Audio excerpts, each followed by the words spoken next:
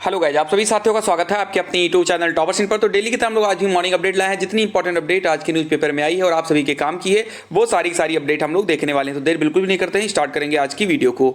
सबसे पहले यहाँ पर देखिए एक बड़ी अपडेट निकल कर आई है और इसके बारे में मैंने पहले भी बताया था। इसमें लिखा है कि सीटेट के फॉर्म जल्द भरें वरना जाना पड़ेगा बिहार। ये जो है उत्तर प्रदेश की यहाँ पर अपडेट है प्रयागराज से, और ये कहा गया है कि जल्दी जल्दी आप फॉर्म भर दें वरना आपको किसी अदर स्टेट में भी जाना पड़ सकता है, क्योंकि दिसंबर सत्र से पहले आओ पहले पाओ की तर्ज पर सेंटर मिल रहा है। और यूपी में बहुत सारे सेंटर जो हैं ऑलरेडी फुल भी हो चुके हैं, बहुत सारे सिटी में सेंटर भर चुके हैं। तो फिलहाल हम लोग बात करेंगे कहां कहां के सेंटर भर चुके हैं। लेकिन आप सभी लोगों को एक बात मैं बता दूं, अगर आप लोग सीटेट 2023 की आप तैयारी करना चाहते हो और आप चाहते हो कि आप जबरदस्त स्कोर ला सकें कम से कम पढ़ाई में, तो आप लोग तुरंत डिस्क्रिप्शन बॉक्स में परीक्षावीर यूट्यूब चैनल की लिंक दी गई है, मैंने कमेंट बॉक्स में भी दे दिया है। आप जाकर तुरंत के तुरंत आप उस चैनल को आप सब्सक्राइब कर लें। डेली शाम को 7 बजे वहां पर जबरदस्त क्लास चलती है, सारी क्लासेस बिल्कुल निःशुल्क रहती हैं। तो आप लोग उस चैनल को जरूर सब्सक्राइब कर लीजिए, मैंने डिस्क्रिप्शन बॉक्स में लिंक दे दिया है परीक्षावीर यूट्यूब चैनल की, ठीक है। तो जाकर आप उसको सब्सक्राइब कर सकते हैं।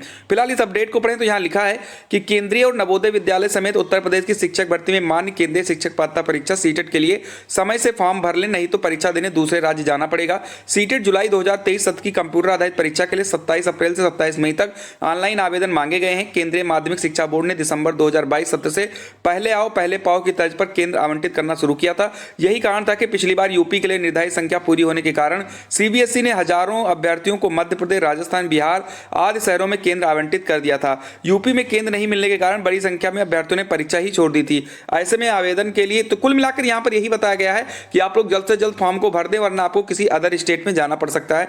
यहां पर और भी इंपॉर्टेंट अपडेट है कि 27 मई तक लेंगे आवेदन और यूपी के चुनिंदा 22 जिलों में होगी परीक्षा। देर से फॉर्म भरने वालों को एमपी, बिहार समेत दूसरे राज्यों का सेंटर मिला था। और यह बताया गया कि वाराणसी और प्रयागराज की सीटें 4 दिन में ही फुल हो चुकी हैं। ये आप देख सकते हैं। सीटेट जुलाई और अगस्त 2023 में कराई जाएगी। मजे की बात है कि 27 अप्रैल को आवेदन शुरू होने के 4 दिन में ही रविवार दोपहर तक प्रयागराज और वाराणसी समेत कई जिलों में प्राथमिक स्तर की सीटेट फुल हो चुकी हैं। प्रयागराज की 36,036, वाराणसी की 35,236, अयोध्या 8,509, गाजीपुर 5,005 व बलिया की 3,604 सीटों का कोटा भर चुका है। अब इन जिलों के अभ्यर्थियों को दूसरे जिलों में परीक्षा देने जाना पड़ेगा। समय से फॉर्म नहीं भरा तो दूसरे राज्य भी जाना पड़ सकता है। हालांकि इन जिलों में उच्च प्राथमिक स्तर की कुछ सीटें जो हैं अभी भी बाकी हैं। तो ये चीज़ यहाँ पर देख सकते हो। और अब आप लोग जल्द से जल्द फॉर्म भर दें। अगर जो लोग नहीं भरे वो आज के दिन में तो 100% फॉर्म को भर दें, ठीक है। और तैयारी के लिए डिस्क्रिप्शन बॉक्स में परीक्षावीर यूट्यूब चैनल का लिंक है, जाकर आप उस चैनल को पहले सब्सक्राइब कर लें। चलिए अगली अपडेट है कि एनसीईआरटी से जो है यहाँ पर 347 पदों पर भर्ती आई है। पद कौन से हैं तो बिजनेस मैनेजर, एडिटर आदि के पद जो है यहाँ पर खाली हैं। आयु सीमा यहाँ पर ली गई कि अधिकतम आयु सीमा पदानुसार है, यानी जिन पद है उस हिसाब से है। 27, 30, 35, 40, 50 वर्ष निर्धारित है। पात्रताएं हैं अभ्यर्थियों के पास मान्यता प्राप्त विश्वविद्यालय से संबंधित क्षेत्र में graduation, post graduation, BE, MBA degree एवं अन्य निर्धारित पात्रताएं होनी चाहिए। वेतन आपका 15,600 से 39,100 है। आवेदन की अंतिम तिथि 19 मई है। लेकिन अगर आप इंटरेस्टेड हैं इस फॉर्म के बारे में तो आप लोग इनकी ऑफिशियल साइट पर जाकर विजिट कर सकते हैं। www.ncrt.nic.in पर जाकर आप लोग फॉर्म को भर सकते हैं। क्लियर है यहाँ तक। चलिए आगे बढ़ते हैं। पीसीएस प्री की परीक्षा 14 मई को ही होगी, क्योंकि आपको पता है कि 13 मई को नगर निकाय चुनाव का मतगणना था। उसको लेकर के काफी ज्यादा असमंजस की स्थिति थी कि पता नहीं 14 को परीक्षा हो पाएगा कि नहीं। लेकिन फिलहाल यहाँ पर क्लियर कर दिया गया है कि कोई बाधा नहीं है, 14 मई को ही होगी पीसीएस प्रारंभिक परीक्षा। नगर निकाय चुनाव की मतगणना के अगले दिन ही प्रस्तावित है प्रारंभिक परीक्षा।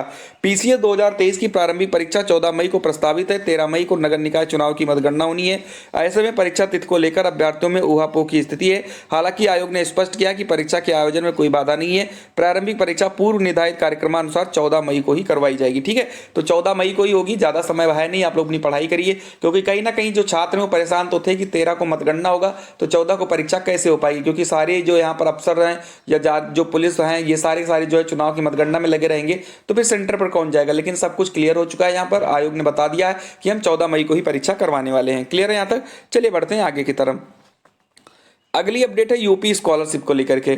छात्रवृत्ति घोटाले में आईएएस, पीसीएस अफसरों की संलिप्तता के भी सुराग मिले हैं।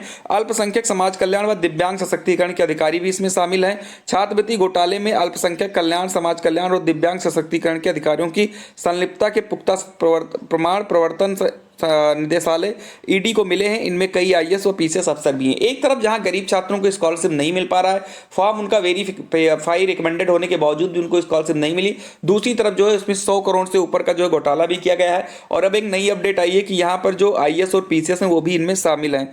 यहाँ पर लिखा है इनमें कई आईएएस और पीसीएस अफसर भी हैं जिनको घोटाले की रकम का हिस्सा पहुंचाया जा रहा था। घोटाले में गिरफ्तार हाइजिया एजुकेशन ग्रुप के संचालकों से पूछताछ में ये नाम सामने आए हैं। केंद्र सरकार की तरफ से गरीबों, अल्पसंख्यकों, एससी एसटी और दिव्यांगों को दी जाने वाली छात्रवृत्ति हड़पने वाले कॉलेज संचालकों की करतूतों की जब ईडी ने परतें उधेड़नी शुरू की तो कई चौंकाने वाले तथ्य सामने आए हैं। पता चला कि घोटाले की रकम का बड़ा हिस्सा अफसरों की जेब तक भी पहुंचा है। जांच अधिकारी रामचंद्र की तरफ से इन सभी को समन भेजना शुरू कर दिया गया है। ईडी के बार बार अनुरोध पर भी इन विभागों के अधिकारी छात्रवृत्ति से जुड़ी जानकारी नहीं दे रहे थे। सूत्रों की माने तो बड़े पैमाने पर मनी लॉन्ड्रिंग के भी साक्ष्य मिले हैं। तो ये चीजें आप देख सकते हैं और बहुत सारी यहाँ पर जो चीज़ें आई हैं, बहुत सारे कॉलेजों में यहाँ पर घोटाला किया गया है। बस यही है कि जो पात्र छात्र थे उनको स्कॉलरशिप नहीं मिल पा रही है। इसी वजह से नहीं मिल पा रही है क्योंकि बीच में जो स्कॉलरशिप है वो घोटालों की जो है यहाँ पर शिकार हो जाती है।